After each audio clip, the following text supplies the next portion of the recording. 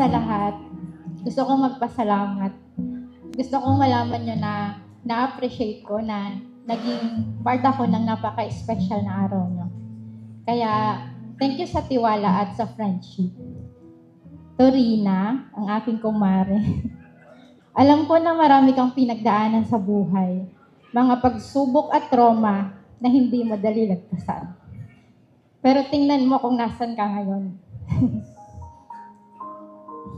Ang lakas ng loob. At tibay ng puso mo at si Lord ang patunay na kaya mong lagpasan lahat ng pagsubok. Isa ka sa mga taong marami akong natutunan na life lesson. Kaya thank you. Alam mo, sobrang proud ako sa'yo, sa strength mo, bilang babae at bilang isang kaibigan. To Marion, thank you sa pagiging mabuting katrabaho at kaibigan.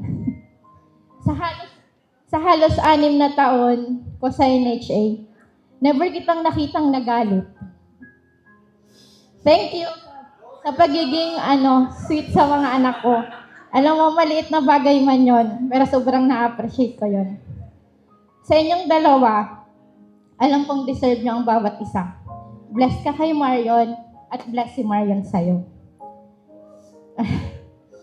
Hanga ako sa prinsipyo nyo sa buhay, lalo na pagdating sa trabaho. Kung paano kayo naninindigan sa kung ano ang tama, na kahit minsan mahirap, at marami kayong nababanggang tao. Hindi lahat ng tao kayang piliin ang ginagawa nyong yon. At sa values na meron kayo, masasabi ko na talagang napalaki kayo ng mabubuting magulang. Wala naman ako masyadong maibibigay na advice sa marriage dahil hindi pa po ako kasal.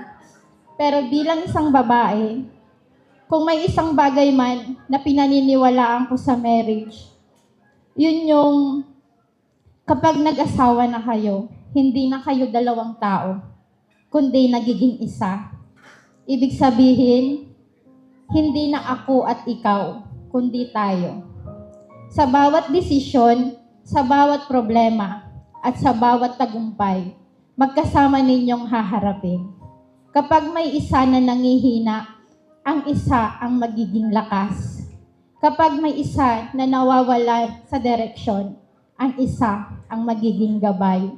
Kaya Marion and Rin, manatili kayong tapat sa isa't isa. Sa mundo ngayon na maraming tukso at pagsubok, piliin nyo ang isa't isa araw-araw.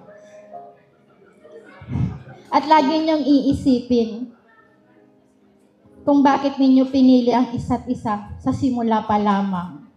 Fight for your love, at kahit gaano kahirap ang buhay, huwag niyong kalilimutan na magkasama kayo sa lahat ng bagay. Congratulations! I wish you a lifetime full of love, laughter, and blessings. At kung i-define ko man ang love, love is the best thing God has given. Thank you. Thank you so much, ating Miss Universe, Miss Antisa Formanes. Salamat po. Napakaganda po ng mensahe na ito. So we would like to request the proceeding while